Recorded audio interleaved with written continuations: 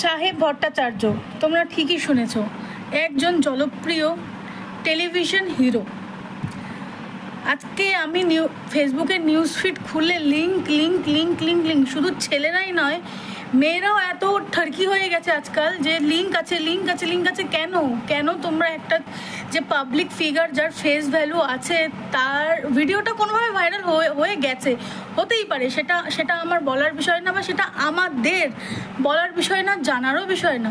কোনোভাবে ভিডিও তার ভাইরাল হয়ে গেছে প্রাইভেট মোমেন্টের। এই প্রাইভেট মোমেন্টটা কিন্তু তোমরা সকলে এনজয় করো। যেমন খাবার খেতে খিদে পেলে আমরা খাবার খাই, ঘুম পেলে ঘুমাই, তেমন প্রত্যেকটা মানুষেরই প্রাইভেট লাইফ আছে, পার্সোনাল লাইফ আছে, যেটা আমরা প্রত্যেকে কখনো না কখনো সেই জোনের মধ্যে থেকে যাই। ছেলেরাও যাও, মেয়েরাও যাও, প্রাইভেটলি যাও বা কারোর সঙ্গে যাও। কিন্তু আজকে ওর ভিডিওটা ভাইরাল হয়ে গেছে কোনোভাবে।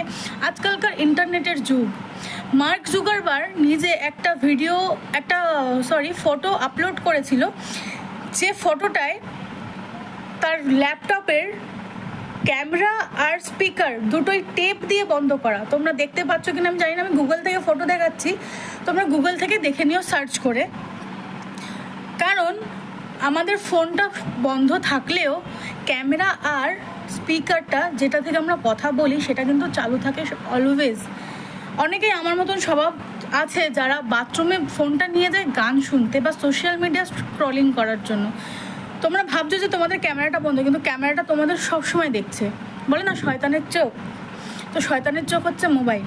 তো আজকে ওর ভিডিওটা ভাইরাল হয়েছে বলে তোমরা মজা নিচ্ছ, কিন্তু কর্মরত একটা ছেলে কাজ করে খায়, হতেই পারে এর পরে ওর ক্যারিয়ারটা খারাপ হয়ে যেতে পারে। তো তোমরা এই কাজটা করো না কখনো। আর তোমাদের আমি এই ভিডিওটা কেন করছি সেটা জানিয়ে দিই। একটা যে ফোনের মধ্যে তোমাদের যদি কারো এরকম পার্সোনাল প্রাইভেট ফটো থাকে, ভিডিও থাকে, সব রেখো না, ডিলিট করে দাও। আজকালকার AI এর যুগ, তোমাদের মুখ থেকে মুখ বসিয়ে অনেক কিছু হতে পারে।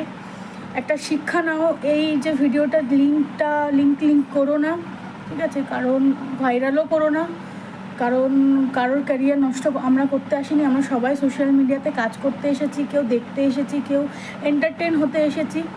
সো এটুকুই বলবো যে ওর ভিডিওটা ভাইরাল করো না, লিঙ্ক করো না, নিজেদের কাছে নিজেদের ছোট করো না।